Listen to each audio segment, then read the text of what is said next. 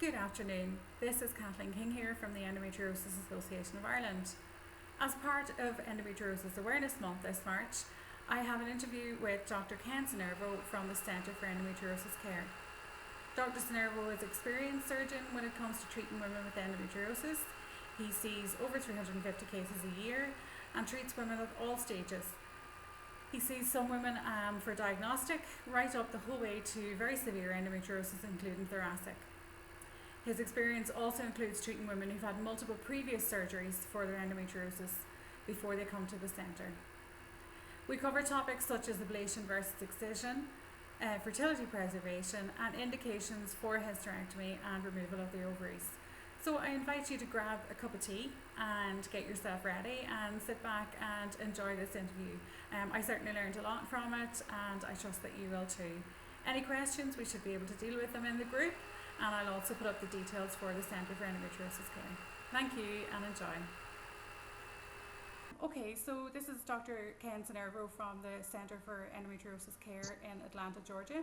And Dr Sinervo, would you like to introduce yourself and maybe let us know why you chose endometriosis as a specialty? Okay, well, it kind of fell into my lap, actually.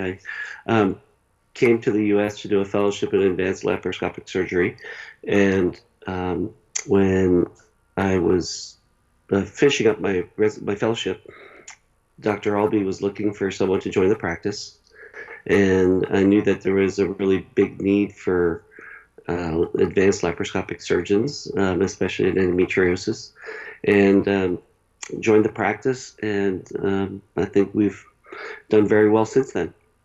Yeah. And how many endometriosis patients would you see in a year, and are they all stages? Do you get the chance maybe to diagnose some women, or is it always people who've maybe multiple surgeries? We get patients with all stages of disease, from stage 1 through stage 4. We do about 20% of patients have not been diagnosed before, and so we see a broad range of patients. Most of those, the very great majority of those patients who have not even been diagnosed are found to have endo as well, just because by the time they're seeking out a specialty center like us, they've had a pretty long history of endo for the most part. Yeah.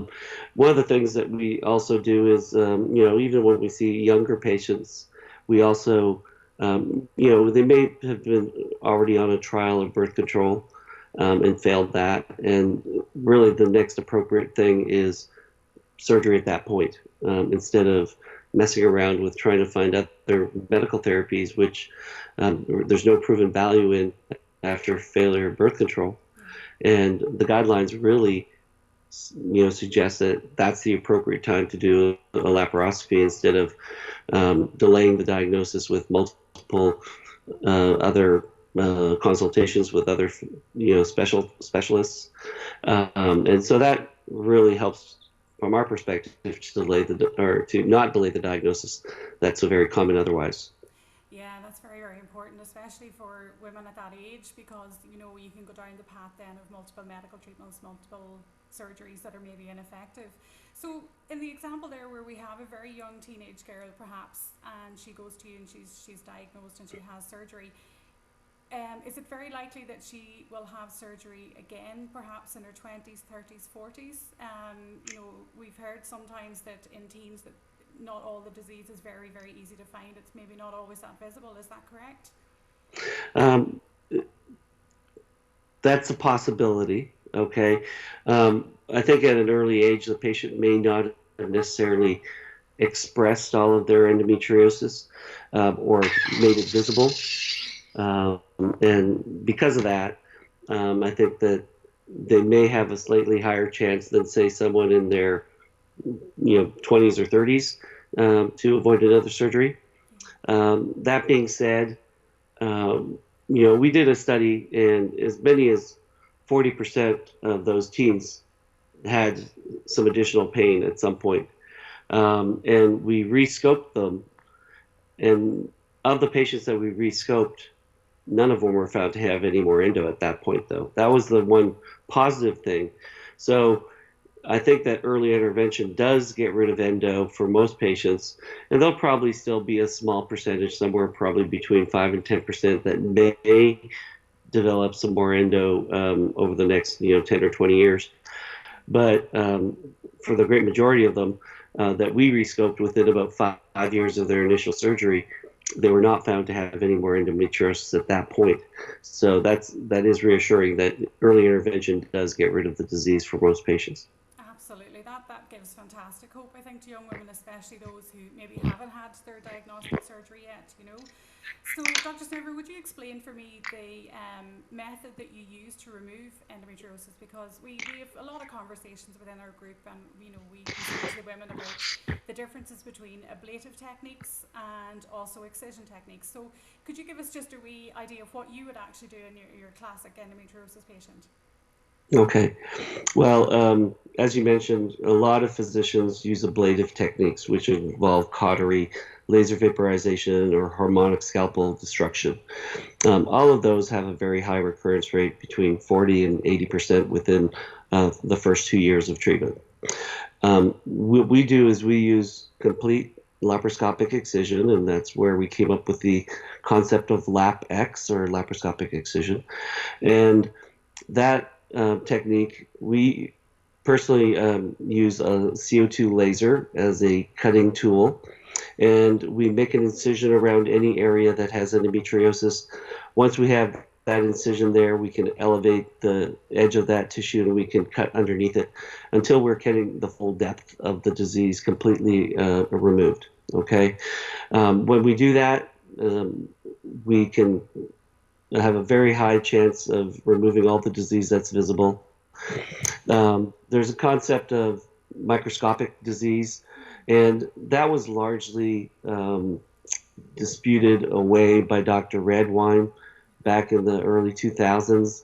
And the idea of microscopic disease really came about in the late 80s, early 90s, when gynecologists were treating disease, and because of the high recurrence rates with ablative techniques, they're saying, oh, there must be microscopic disease there. And it wasn't really microscopic disease, because if you looked at the operative reports of a lot of those patients, their disease was in exactly the same locations as they were treated before. So that tells you that it's recurrent disease and not microscopic disease. Now, with the quality of the equipment that we have, with the high definition scopes, you can actually see individual glands of endometriosis. And so you can, if you know what you're looking for, you can definitely remove all the disease. The other thing that we do, and we did a study on this in the early 2000s, is we did a study in which we looked at the areas throughout the pelvis, and we classified them into 3 areas. One, looked like definite endo, looked like totally normal peritoneum, and then looked at some subtle or abnormal changes in the vasculature or appearance of the peritoneum. When we looked at the pathology in all those areas, when we said it looked totally normal, there was no endo in there. When we were sure that it was endo, we were actually still off a little bit. We were 85-90% accurate with those specimens. But the interesting thing was the areas that had subtle changes in the peritoneum that didn't quite meet the criteria of what we would call endometriosis had endometriosis half the time.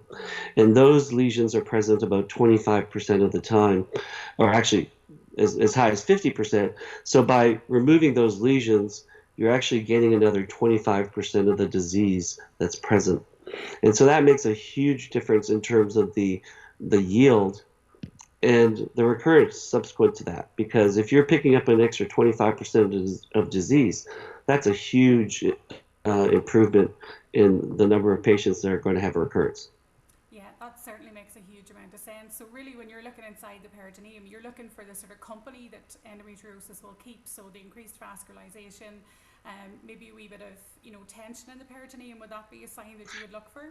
Well, sometimes you may see some scarring there. Sometimes you may see just some subtle dimpling in the peritoneum, something that we call cobblestoning, because you can almost see the little pattern of a reticular pattern in the surface. Any surface irregularity is probably going to be a cause for endometriosis in those tissues. A lot of the time, even when it doesn't come back positive for endo, it'll come back positive for either fibrosis, or sometimes it'll have other changes in there like chronic inflammation. So those could be, precursors to the disease, or the after result of the disease after it's been treated superficially with other forms of treatment. So we want to remove those areas as well. Any area that looks like it's been cauterized before, we want to remove, because there may be disease deeper in that area as well. The other thing that cautery does, if it's performed multiple times, is it actually results in a condition that we best would call retroperitoneal fibrosis. And that involves scarring under the peritoneum, or under the lining of the pelvis. And that too can be a source of pain for a lot of patients. So when we remove that retroperitoneal fibrosis, we're potentially removing another source of pain that's being created by other treatments as well. And it's something that we see in patients who've had multiple surgeries with cauterization. It's not uncommon. Well, I wouldn't say it's really common, but there are a lot of patients that we have seen over the years who've had multiple surgeries, as many as 15 or 20 ablative surgeries, where the doctors were going in every 3 to 6 months, maybe a year, and cauterizing the disease. And these doctors would say to their patients, "Oh, well, you're just going to be here every 3 or 6 months, and I'm going to operate on you indefinitely until you decide to have a hysterectomy, and then we'll take out the uterus at that point, and you'll be fine," which is very misinformative and insincere as well, because you can, when we do excision, 85% of the time, that's the only surgery that most patients need. And so I think it's very important to realize that even with excision, there are recurrent surgeries, but for the great majority of those patients, probably 90 to 95% of patients, they aren't going to have any more endo. We're treating something else at that point. Maybe they've got adenomyosis. Maybe they've got adhesions from other surgeries. Maybe they've got an ovarian cyst that may or may not be related to endo. So those are the types of things that we end up reoperating on for most of the time, and not endo. No, and it makes perfect sense to go in, the way you do, and to remove the disease that you see, and also the damage maybe that's been done previous. Certainly I've seen it myself on some pathology reports. The retroperitoneal fibrosis and stuff like that as well. Also seeing active endometriosis lesions, under ablated areas is very, very interesting to see as well. There's a study that was presented a couple of years ago at the AAGL, where they had the doctor ablate the area with either vaporization or cautery, and then they went ahead and removed those areas right away. And they found endometriosis between 60 and 40% under those areas that had just been cauterized, demonstrating the ineffectiveness of those treatments. Oh, wow. That's unbelievable. That's extremely high. So yes. We can see now why women are literally coming out of theatre after ablation and sort of going, look, my pain's not gone. It's, in fact, could be worse, or it could be back in a couple of months. Exactly. Or maybe even just more inflamed from having had an ablative procedure. We don't know the effects that may have on pain receptors itself. So some patients have very little or no relief. Others may have relief up to, a certain period of time.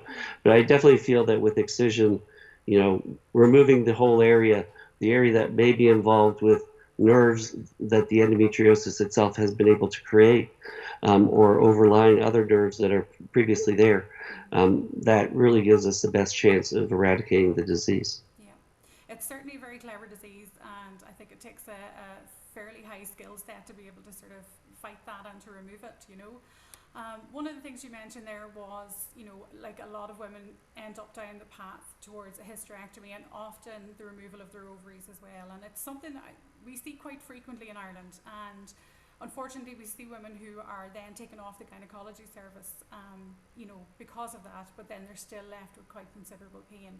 So could you just clarify for our group as well, we say the indications for removing the uterus, so that, you know, is described as a hysterectomy, and then any indications for when you would remove an ovary or both ovaries in a woman, we'll say, with endometriosis.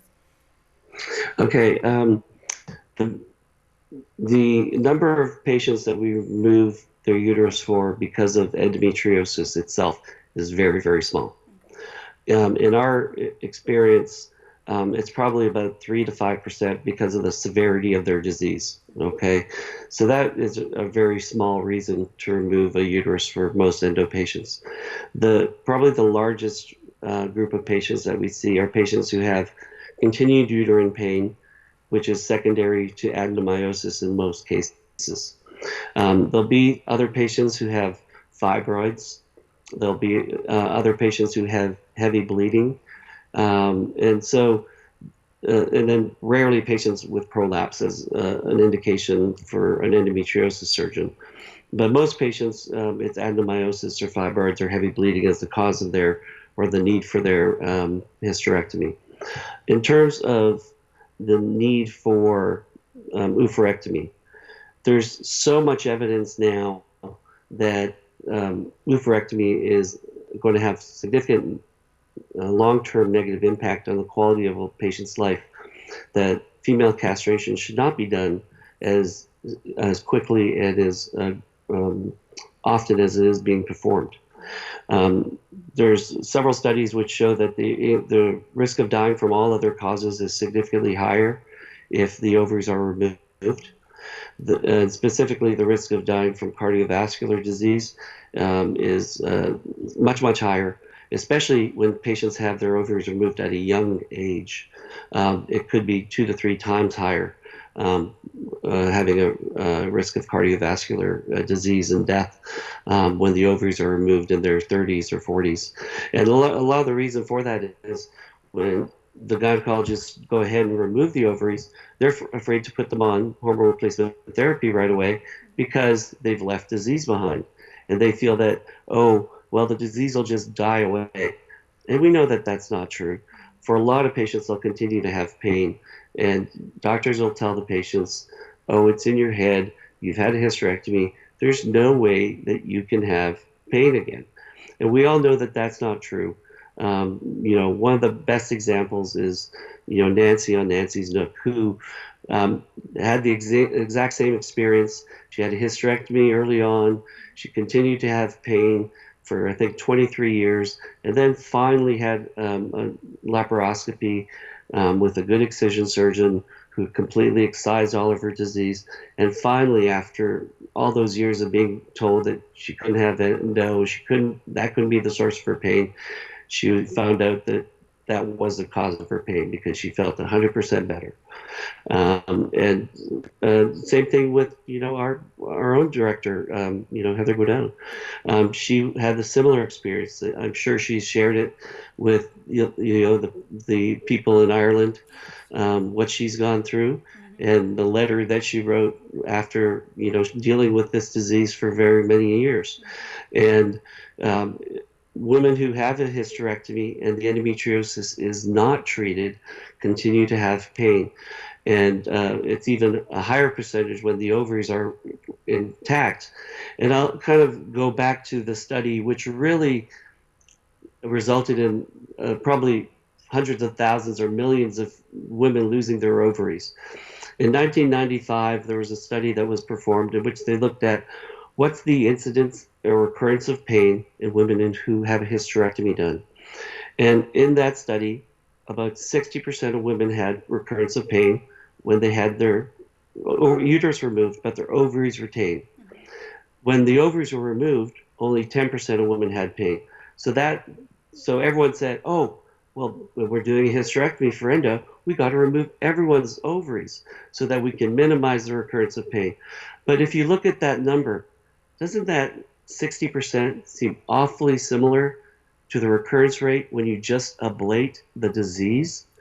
And, so it's the recurrence is immediately in the tissues, 40 to 60%. And if you say it was 40%, but you still miss 20% of the disease because you don't know what you're looking for, That's 60% as well. When you look at recurrence of pain after ablation, it's anywhere from 60 to 80% within 2 years. 20% of patients probably have a uterine cause of pain and need that removed. So you do a hysterectomy, you're down to 60%, leaving the ovaries in. If you leave the disease behind, it's going to be the exact same as if you hadn't done a hysterectomy. And so, and even then, doctors look at this, they know about the information, and that's why they're saying, okay, well, you have to take the ovaries out, but they don't know the whole story. They don't forget that there's 10% of women who continue to have pain and need another surgery because the disease is still there, being active. You don't have to be on hormone replacement therapy because the disease has its own ability to make estrogen. And if you've got enough disease, it's going to continue to be a cause of pain. So all of the need for hysterectomy and castration of women was the result of these one or two studies that looked at the recurrence of pain after a hysterectomy. And we know in our own experience that when we do a hysterectomy and all the endometriosis is completely excised, less than 10% of women are going to have any more issues. And in reality, it's probably going to be less than a few percent. Some patients may have a source of pain from their ovaries. We don't necessarily know why. It's usually not because of endo. Maybe it's because they've had other surgeries on those ovaries that have caused some sort of intrinsic damage that we can't appreciate. And then there's going to be a small percentage of patients who will continue to have pain no matter what you do. And that's probably in the range of 2% or so, maybe a little bit higher. It was probably a lot higher years ago because we didn't even understand pelvic floor dysfunction and the need for pelvic floor physical therapy. We would examine a patient and, in our brutish caveman thinking, we'd examine a patient and she'd have some more pain on exam and we're like, oh, well, maybe she just has more endo. And we're probably doing a few more laparoscopies on those patients. But now we realize there's this issue called pelvic floor dysfunction, which is very common. I don't know the exact numbers, but it's anywhere from 30 to 50% may have some element of it. And when we go ahead and treat that disease, those patients will get better for the most part. And you're ending up with a very small percentage of patients who have any more additional pain. There's going to be some who have other issues like IC or interstitial cystitis. There's going to be a small percentage of patients who are appropriately diagnosed with IBS, but most of those are going to be better when their endo has been treated. And then there's going to be other problems like inflammatory bowel disease, like Crohn's or ulcerative colitis, in a very small percentage. Again, that's probably less than 1/4%. And so, but ICs are probably going to account for maybe as much as 5 of that 10%, or 5 or 10%, maybe that half of that will be from IC. So there's a lot of other reasons why patients will have pain after excision and even a hysterectomy. But we got to realize that ovaries removal is not necessarily. We usually only do that when an ovary's been so badly damaged there's going to be very little of the ovary left to function, and it's at high risk of having adhesions again. Or if the patient has some other condition and they're a little bit older, maybe in their mid to late 40s, and they've got either severe PMDD or premenstrual dysphoric disorder that prevents them from functioning normally, or they have what we call catamenial headaches, which every month they have severe headaches that are hormonally related, which in that case they may benefit from something like that. But they're going to have migraines that set them out of work for probably a week or so every month. So in that situation, it may be worthwhile. Perfect. I think that's very clear, and hopefully that answers a lot of our members' questions as well around that, because it's such a huge area. One of the things with excision, what's the recovery time like for the peritoneum? Is it quick enough? Is it enough then with excision, can you preserve fertility quite well in women if there's an endometrioma? How does that sort of work? Absolutely. The peritoneum itself begins healing within days, okay, almost immediately. And one of the things that we use to help it along is something called platelet-rich plasma, where we take the patient's blood, we spin it down, And the part that's left over is called plasma, and that's concentrated, so all the platelets are in one portion of that. We use that, and that's technology that's used to help healing in joints. And we thought, well, maybe that might help healing in patients postoperatively. And there was one study that showed that postoperatively their pain was significantly less. Instead of a 7 for the patients without it, it was about a 2. And so we thought, well, if nothing else, it's going to help their recovery and make them heal a little bit faster. And so if you look at peritoneal injury, that is usually starting to heal within a few days. And by 2 weeks, most of that peritoneum has been replaced. It still may look like it's somewhat denuded, but it's actually, there's a thin covering of it. And then it undergoes a process of maturation, so that if you were to look back in, say, at 8 to 12 weeks, you can see where the areas have been cut out, but there's shiny new peritoneum there. So it heals very, very quickly, and it heals very, very well. And that's why we sometimes say to patients that if they, do have a period, their first period may be painful because they've still got those raw surfaces there. But by 3 months, their pain is usually significantly better if it hasn't been better right off the bat. Okay. And in terms of fertility, we know that excision of endo improves fertility at all stages of disease. Okay. So, and when we looked at this about 10 years ago, we broke it down by stage.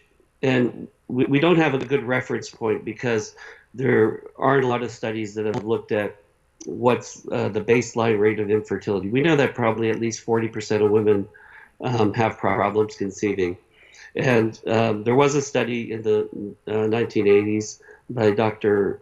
David Olive, who looked at what is the ability of those patients who are actually diagnosed with endo when no other intervention is done. Okay, so they didn't do IVF yet, so or routinely, and they didn't do any other fertility, treatments like other types of hormones or intrauterine insemination, and they just looked at what's the natural ability of those patients to conceive. And patients with stage 1 or 2 endo, only about 60% got pregnant.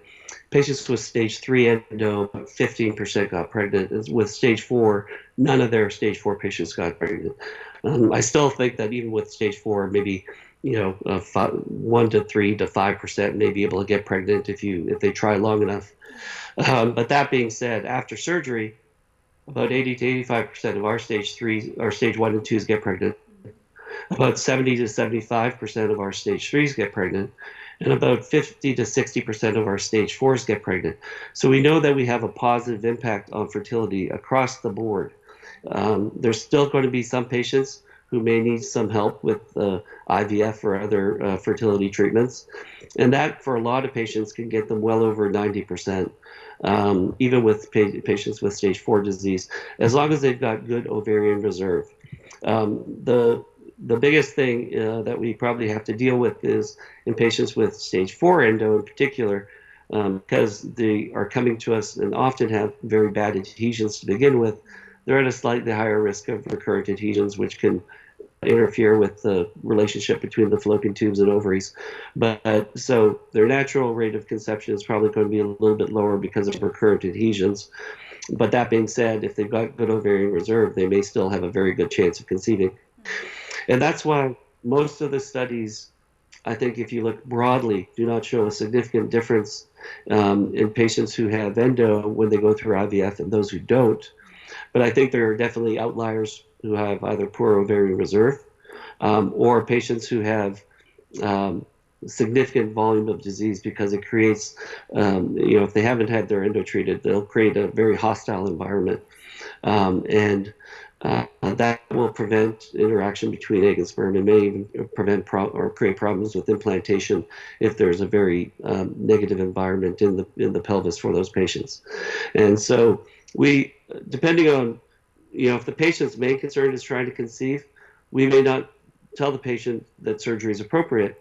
They should maybe go out and see a fertility specialist, and realizing that if they do have endo, that their pain may get worse if they have IVF, because it'll produce a ton of estrogen For example, when a woman has a normal cycle, their estrogen levels may be 300, but when they go through a cycle of IVF, it could be as high as 10,000.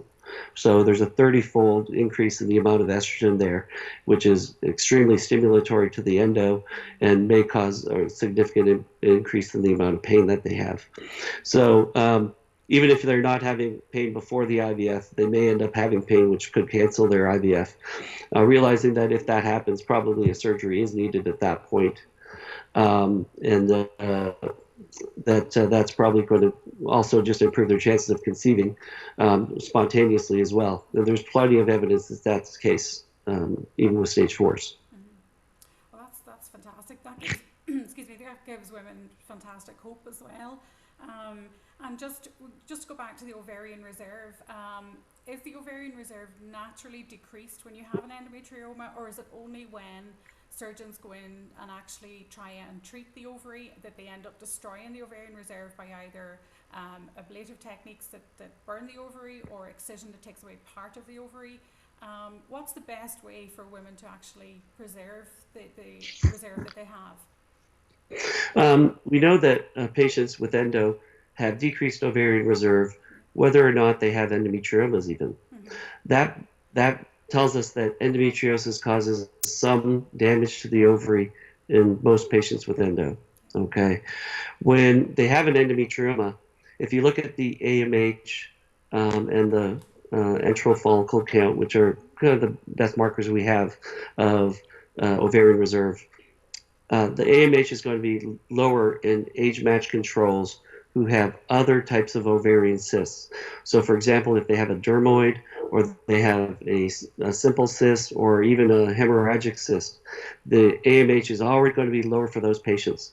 And we know that if we leave the endometrioma there, it's going to continue to cause damage and loss of ovarian reserve, whether you do nothing or whether you do something. And so you're kind of caught between a rock and a hard place. So we know that with endometriomas, probably less than 3 centimeters, and you can probably just try to do IVF because they're still able to retrieve the eggs fairly successfully with minimal risk of contamination. The egg quality is still good. They may retrieve less eggs during a cycle, but the overall pregnancy rate is pretty similar in those patients, despite having had surgery. Okay, so we do know that the AMH does fall right after a surgery, and at about 6 months it starts to plateau and starts to increase back up as well.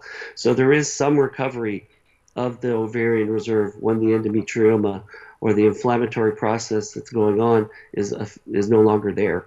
So I think, yes, while there can be damage following either excision of an endometrioma or even with laser or plasma vaporization of the cyst wall, which is something that's done in some centers in Europe by Dr. Horace Roman and other doctors that he's trained. I think that most patients are going to have a significant recovery from that process, and their ovarian reserve will return, maybe not to pre-surgery levels, but if we do nothing, they're still going to have loss of ovarian reserve. So I think the sooner you can remove an endometrioma, the better. When it gets above 4 centimeters, most fertility experts are going to say, we probably need to do something because they're not able to get to the eggs that are often produced because that endometrioma is in the way. And so they may contaminate the eggs that they retrieve, which are then not going to be any good. And if it's bigger, there's probably going to be greater damage to the eggs surrounding that endometrioma, and the egg quality is going to go down as well when they do that. So it's much better, I think, when endometriomas are more than 4 centimeters to go ahead and remove them and all the other disease that's there. Yeah, no, that makes perfect sense, and that's a good thing as well for a lot of our women who've had surgery, is not to run to measure the AMH so quickly after surgery. Give it that 6 months to give it a chance to come back to normal. I think that's an important point as well. Yeah, absolutely. One of this is the $1 million question. This is the one that endometriosis, as we know, is so individual, and we know that there are very few surgeons in the world even who are treating a high volume of patients using excision techniques, and to get to that skill level and to get to that that level of expertise is quite difficult, and we are lacking an international definition and standard for an endometriosis expert. So this is one thing we always say to women, to exercise a bit of caution when you're investigating your surgeon. Look for previous case studies, and try and do a wee bit of research as well around that. But the question that I'm asked quite frequently by a lot of our members and a lot of the women who contact the association is, do they save up and wait and travel, maybe to Europe, maybe to the US, maybe to the UK, wherever they're going to travel? Do they wait and save up, or do they go through the 3 to 6 month or yearly ablations that a lot of women have gone through? Now, my thinking on it is, and this is me as a patient as well, I seen the damage that 7 surgeries has done to me, and I think that you have the risk of chronic pain, you have the risk of ovarian damage, you have the risk of scarring, you have the risk of so many other things with such surgeries. But what would you think, as an expert, seeing women maybe who have multiple surgeries, what would you think would be their best approach? Well, I guess it comes out to how they're having their endo treated in the first place, okay? And if they have the possibility, see if they can find someone who actually does excision in their area. Mm-hmm. And if not, then I would consider having, possibly one surgery that was not an excision. And then after that, I would say, I think I've got to move on, because I think the ablative types of surgeries themselves can cause damage. And I would want to, find someone who actually does excise. They bring up the English model, and this was something that recently was quoted as saying that, the United States has big problems in terms of the access to excision doctors, and we do. Every country has bad access to excision physicians, and the United States is no different. All of Europe probably has about 5 or 10 people that I would consider going to, okay? And that includes England, okay? England has many centers, but most of the gynecologists in those centers, despite them being centers of specialty in endometriosis, may only be required to do 25 surgeries a year for endometriosis, which I don't think is a big enough volume, especially if you're dealing with severe disease. Yes, you may have a bowel surgeon there, you may have a urologist there, you may even have a thoracic surgeon there. But are they that good at excision that they're able to remove all the disease in almost every patient? And I don't think so if you're only doing 25 cases a year.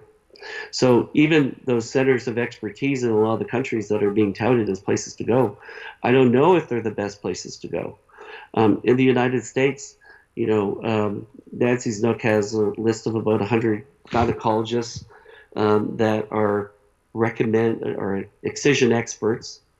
And of those endometriosis doctors, I really only think there's maybe 10 that I would consider are able to handle all forms of endo. Okay, they might be able to handle 70% of them that are lower stages, stage 1, 2, and 3, and even some of those stage 4s.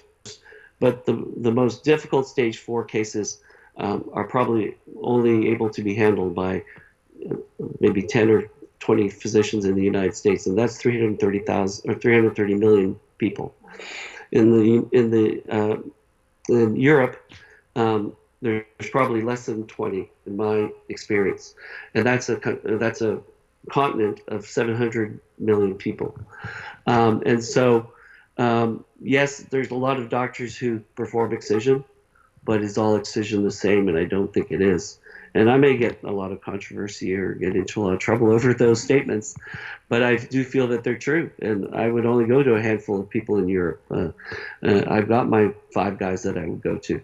And there's only, maybe 10, sorry. But there aren't that many.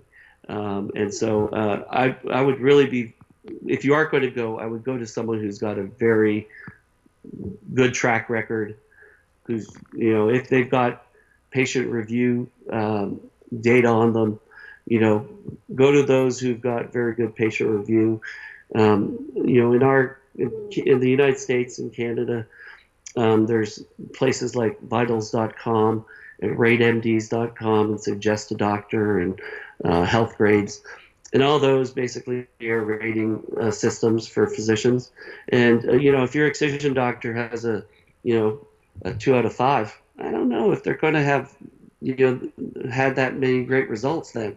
But if they've got, a high 4 out of 5 or something like that, then that's telling me that patients are satisfied with the treatment of the disease that they're having. And what else do these doctors do? Is laparoscopic surgery and endometriosis all they do? I doubt it. Most gynecologists who still treat endo are also doing other things as well. So the great majority of them are still doing obstetrics. If they're not, they're probably not doing 300 to 400 endometriosis surgeries like some of the busiest laparoscopic surgeons are in the world. And there's something to be definitely said for the volume of endometriosis surgery that somebody does, because one, that's going to translate into the severity and breadth of disease that you see. And then if you see more disease and you can see more difficult disease, you're going to become better at treating difficult disease as well. And so if you're able to, either travel to Europe or travel to the United States, I would probably do that after a few surgeries, just to minimize the likelihood of you needing a fourth and fifth and sixth and seventh or eighth surgery. So I definitely feel, because again, 85% of those patients that we operate on who've had on average 3 or 4 surgeries before they get here don't need another surgery afterwards. So it may not be 100%, but 6 out of 7 ain't bad. Yeah, absolutely. And I think, it's one of the things that we do try and get across to women here, that it's not the technique that's used, it's not the tool that's used, it's not the robot versus the laser versus the plasma jet. It is the surgeon, it's the skill of the surgeon.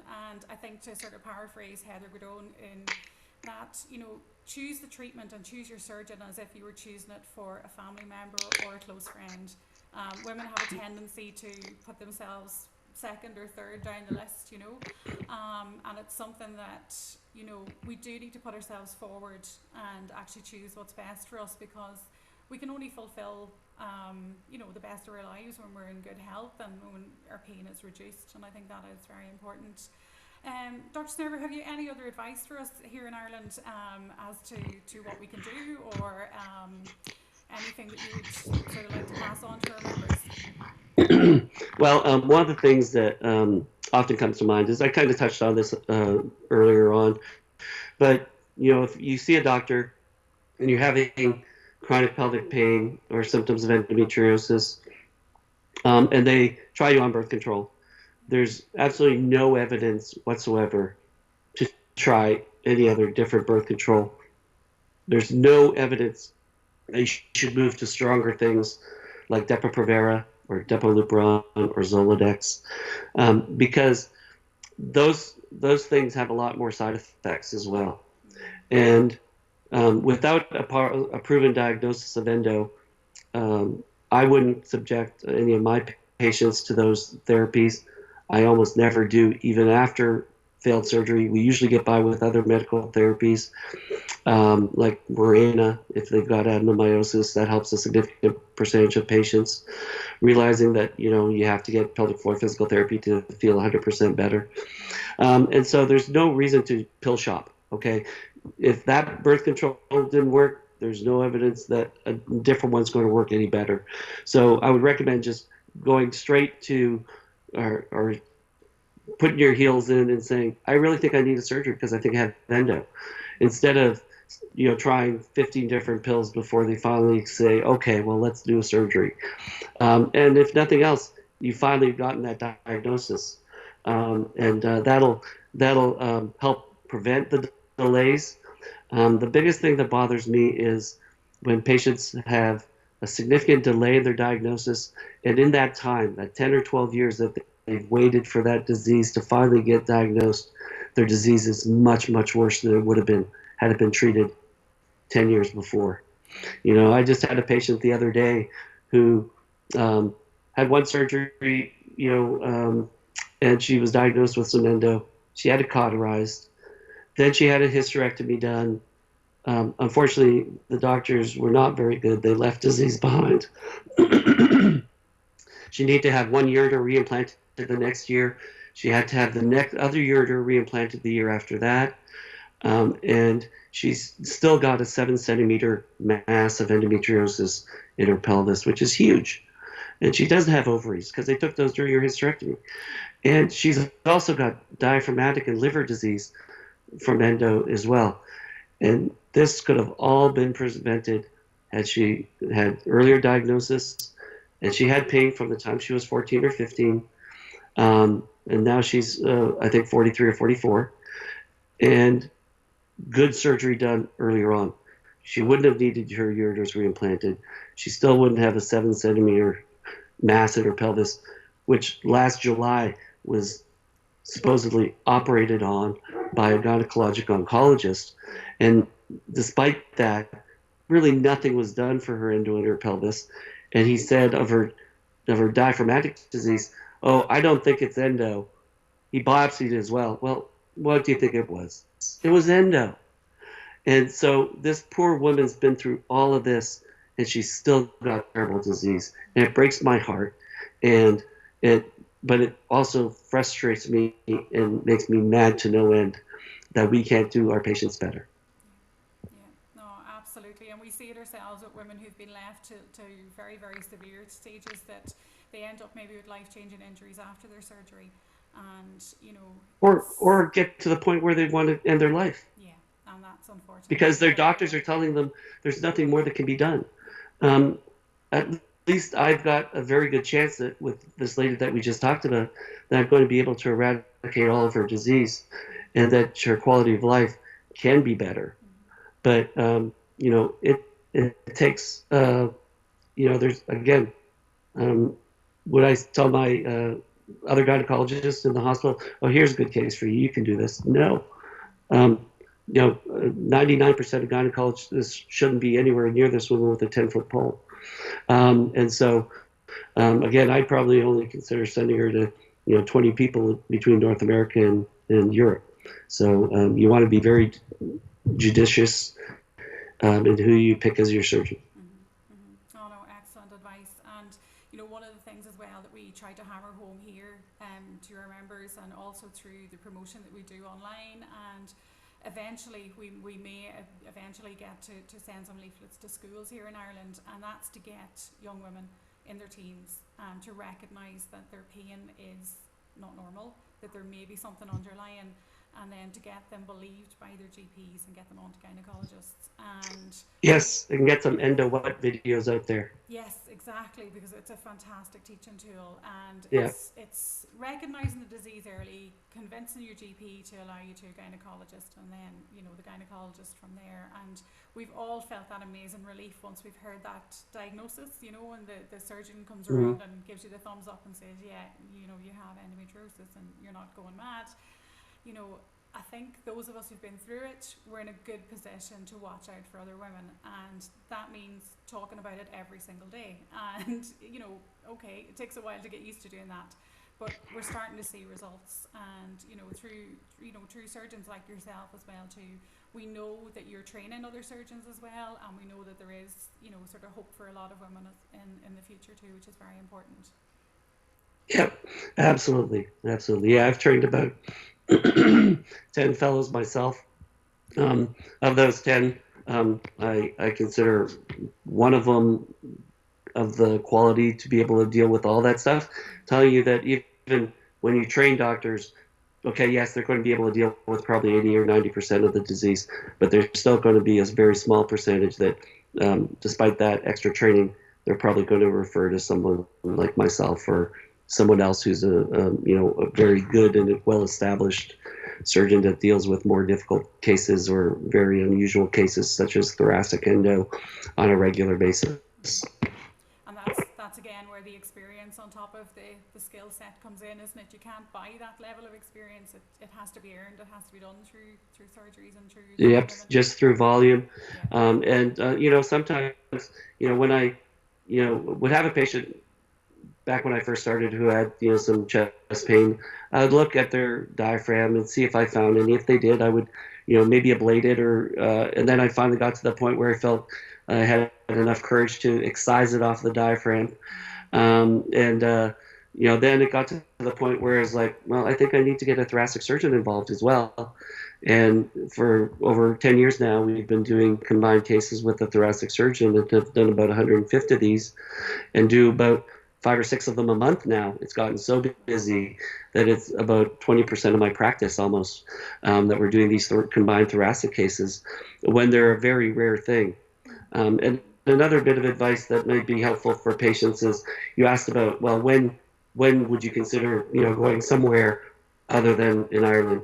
And this is probably appropriate as well, is when they've got very, very bad disease, okay? Because in those cases, you're better off seeing someone who deals with very bad cases all the time.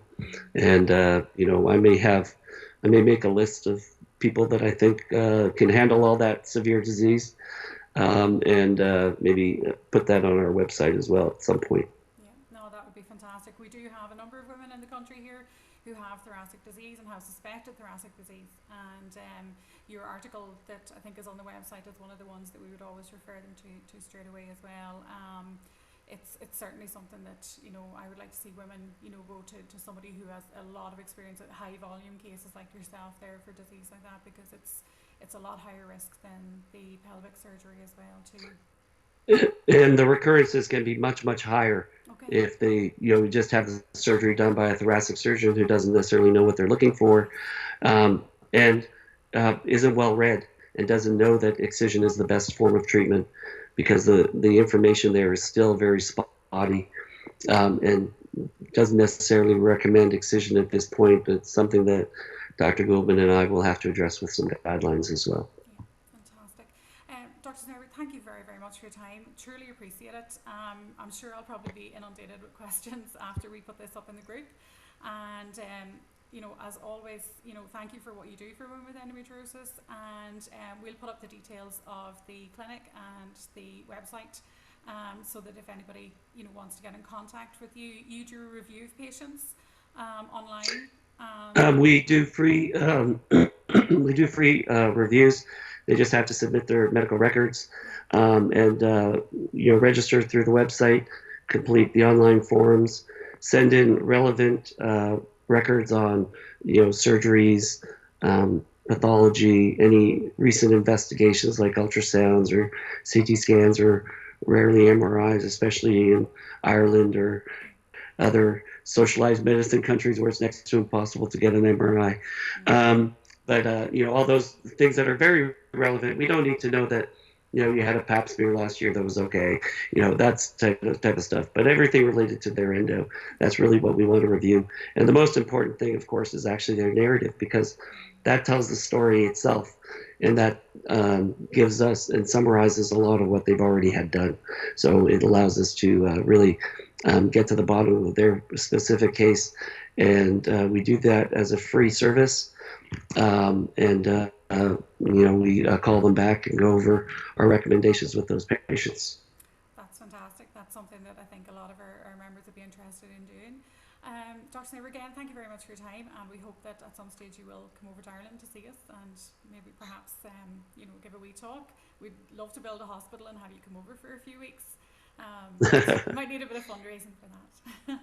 Well, they'd have to give me a waiver to operate too, because that might be important. That's true. All right. Thank you so much, Kathleen. Take care. No problem at all. Thank you very much now. Bye. Bye-bye.